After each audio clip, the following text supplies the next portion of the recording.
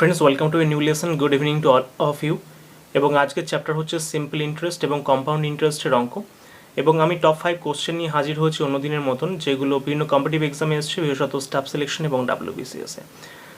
So video ভালো লাগলে please subscribe this channel and like this video. এবং subscribe করে নেওয়ার পরে তোমরা পাশে বেল আইকনটিতে ক্লিক করে নেবে, যাতে পরবর্তী নোটিফিকেশন তোমাদের কাছে গিয়ে পৌঁছায়, এবং অল নোটিফিকেশনটাতে ক্লিক করবে এর জন্য।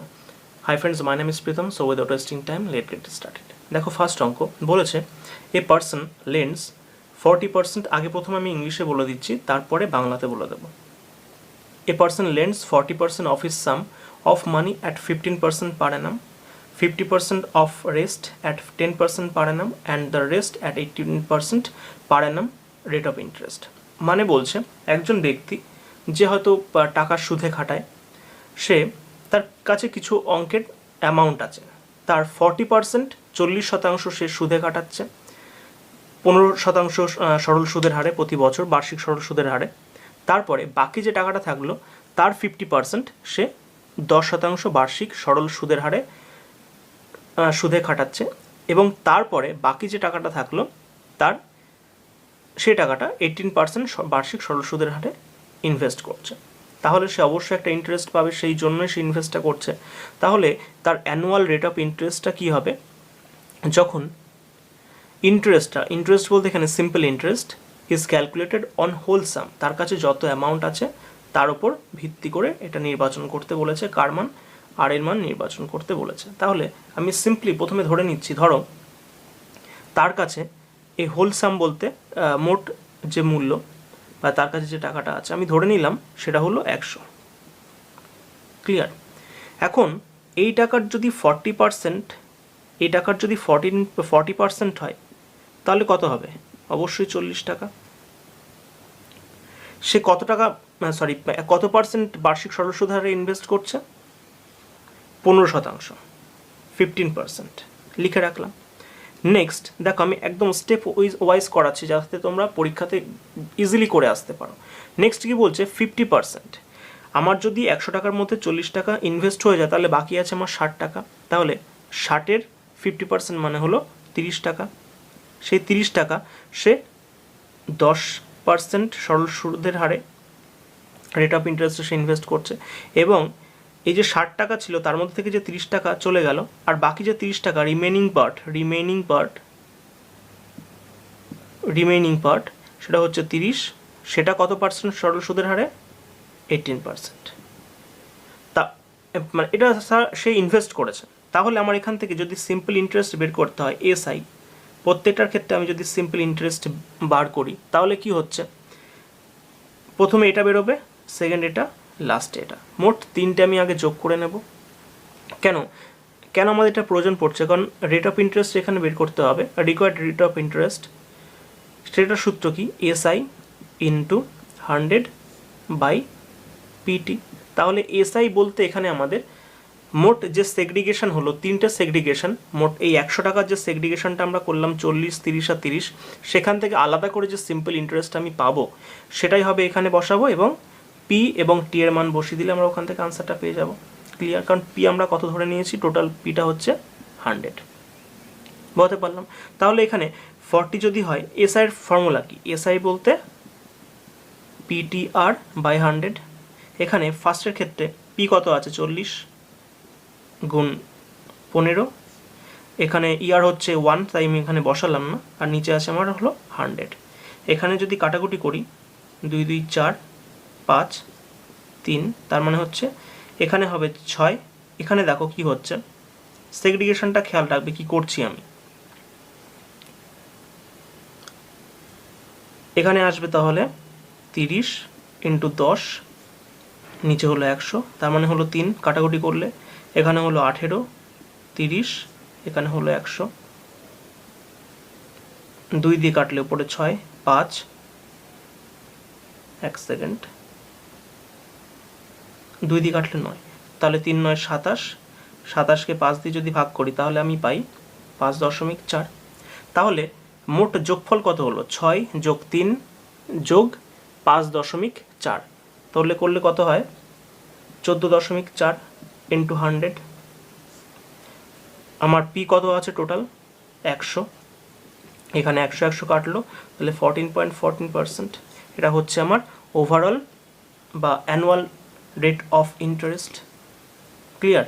সো আমি সিম্পলি কীভাবে করলাম সেটা আশা করি তোমরা বুঝতে পেরেছো। যদি বুঝতে না পারো তাহলে কিন্তু কমেন্টসে লিখবে, আমি সেখানে তোমাদেরকে রিপ্লাই দিয়ে দেবো, বা কোনো রকম যদি নতুন কোনো ভিডিও বানানোর প্রয়োজন হয় আমি অবশ্যই বানিয়ে দেবো। কোশ্চেন নাম্বার 2 দেখো, বলেছে যে a man invest half of his capital at the rate of 10% per annum, 1/3 at 9% and rest at 12% per annum, the average rate of interest per annum। এখানে কি জানতে চেয়েছে? Average rate of interest. কী করে বের করব? একদম সিম্পলি ওয়েতে, যেটা ফার্স্ট কোশ্চেন আমি করেছিলাম, একই রুলস একইভাবে সমাধান করার চেষ্টা করব। প্রতিটা অঙ্ক আমি একই রকমভাবে কেন করানোর চেষ্টা করছি, তার কারণই হলো যে বিভিন্ন টাইপের অঙ্ক থাকতে পারে, বাট একটা নির্দিষ্ট লজিক দিয়ে যেন সিম্পলিফাইড ওয়েতে করানো যায়, সেই জন্যই কিন্তু আমার এই প্রচেষ্টা। দেখো, বাংলাতে বললে এটা কী হয়, কোশ্চেনটার অর্থ, একজন ব্যক্তি সে ইনভেস্ট করছে, তার কাছে কিছু মূলধন আছে, ক্যাপিটাল, তার অর্ধেক অংশ টাকা সে ইনভেস্ট করছে 10% বার্ষিক সরল সুদের হারে, এবং 1/3 মানে হলো 1/3 সেই ক্যাপিটালের, সেটা হচ্ছে 9% সরল বার্ষিক সুদের হারে, এবং 12% সরল সুদের হারে বাকি অংশটা। তাহলে এভারেজ রেট অফ ইন্টারেস্ট কী হবে সেটা জানতে চেয়েছে। এখন কি করে আমরা বের করব? দেখো, এখানে একটা কনফিউশন ক্রিয়েট হয়েছে, কি একটা বলেছে হাফ আর একটা হলো 1/3, আর এটা রেস্ট আমরা কত কি জানি না। এই দুটোর যদি আমি লসাগু করি তাহলে 2 আর 3 লসাগু আমাদের 6 হয়। তাহলে আমরা খুব ইজি ওয়েতে করার জন্য ধরে নিতে পারি যে, ধরি মূলধনটা বা প্রিন্সিপাল অ্যামাউন্ট সেটা হচ্ছে আমার 6, এটা একটা পদ্ধতি হতে পারে, বা আমাদের কাটাকুটির সুবিধার জন্য 6কে আমরা 600 ধরতে পারি, তাহলে আমাদের সমাধানটা ইজিলি করতে পারি। তাহলে আমি let me suppose that P is equal to 600। তার যদি এখন কি বলেছে, তার অর্ধেক অংশ, অর্থাৎ তার যদি হাফ করি তাহলে কি হয়, এই 300 এই টাকাটা সে ইনভেস্ট করেছে, এইটা কিন্তু সেগ্রিগেশন হওয়ার পরে। আর একটা পার্ট সেটা হলো 1/3, 1/3 মানে হলো 600 1/3 কত হতে পারে, 200, সেটাও সে ইনভেস্ট করেছে, এবং রিমেনিং তাহলে কত থাকবে, 600 থেকে 500 বাদ গেলে 100, এটাও সে ইনভেস্ট করেছে। তিনটে সেগ্রিগেটেড ওয়েতে সে ইনভেস্ট করেছে।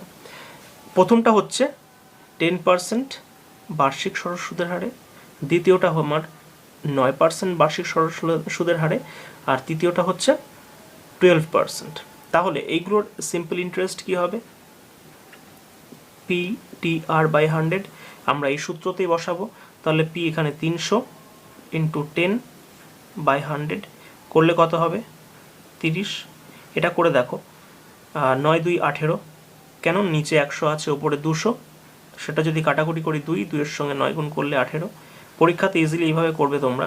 আর এটা যদি কাটাকুটি করি, ওপরে 100 আছে নিচে 100 আছে, তাহলে আমার পড়ে থাকবে 12। সিম্পল ইন্টারেস্ট কত কত বেরোলো, তিনটে সেগ্রিগেশনের, একটা হলো 30, একটা হলো 18, আর একটা আমার 12। তাহলে টোটাল ইন্টারেস্ট কত হচ্ছে, টোটাল ইন্টারেস্ট, টোটাল এসআই কত কি দাঁড়ালো, 30 যোগ 18 যোগ 12 মানে হলো 60। তাহলে রেট অফ ইন্টারেস্টের ফর্মুলা আমরা কি জানি, সেটা হচ্ছে উপরে আমার থাকবে সিম্পল ইন্টারেস্ট, আর নিচে আমার প্রিন্সিপাল অ্যামাউন্ট যেটা আছে, টোটাল ইন্টু 100। ক্লিয়ার? এখান থেকে যদি কাটি তাহলে 6, উপরে 60, সুতরাং 10%। এটা আমার overall rate of interest. Question number 3 পুরো সেম অঙ্ক আছে এটা। If a man receives on 1/4 of his capital 3% interest, on 2/3 5%, and on the remaining 11%, the percentage he receives on the whole is। একজন ব্যক্তি সে ইনভেস্ট করেছিল এবং তার সে রিটার্ন পাচ্ছে on 1/4 of his capital 3% interest, and on 2/3 মানে হলো 2/3 অংশ 5%, and on the remaining 11% the percentage he receives। মানে এখানে আমার আর এর মান বের করতে হবে। পুরো সিম্পলিফাইড ওয়েতে করব, পুরো সেম রুলস। দেখো কীভাবে করছি। এখানে 1/4 বলেছিল, আর একটা বলেছে 2/3। 4 আর 3-এর যদি আমি লসাও করি তাই সেটা হয় 12, তাহলে আমি এখানে প্রিন্সিপাল অ্যামাউন্ট ধরে নিতে পারি 12, সেভাবে তোমরা সমাধান করতে পারো। কিংবা আমি কাটাকুটির সুবিধার জন্য যেমনটা 2 নম্বর অঙ্কতে দেখিয়েছিলাম, আমি 12কে ধরে নিলাম 1200, 100 জাস্ট গুণ করে দিলাম, মাল্টিপ্লাই করে দিলাম তার সঙ্গে। তাহলে আমি প্রিন্সিপাল অ্যামাউন্ট সেটাকে যদি 1200 ধরি, কেন 1200 হলো আশা করি তোমাদেরকে আমি বোঝাতে পেরেছি। সেটাকে আমি 3টে সেগ্রিগেটে ভাগ করব। প্রথমটা আমার 1/4, 1/4 যদি করি 300, সেটা আমার রেট অফ ইন্টারেস্ট ছিল 3%, এবং এটা হচ্ছে 2/3 মানে এখানে 800, সেটার কত পার্সেন্ট রেট অফ ইন্টারেস্টে? 5%, এবং রিমেনিং কত হবে সেটা হচ্ছে তাহলে 100, কারণ 800 যোগ 300 হচ্ছে 1100, 1200 থেকে যদি 1100 বাদ দিই তাহলে 100 পড়ে থাকছে, এটা হলো আমার রিমেনিং পার্ট। এটা কত পার্সেন্ট? এটা হলো 11%। এখান থেকে আমি সিম্পল ইন্টারেস্ট বের করবো। এটা যদি সিম্পল ইন্টারেস্ট আমি বের করি তাহলে কত হয় দেখো, PTR/100 যেহেতু সূত্র,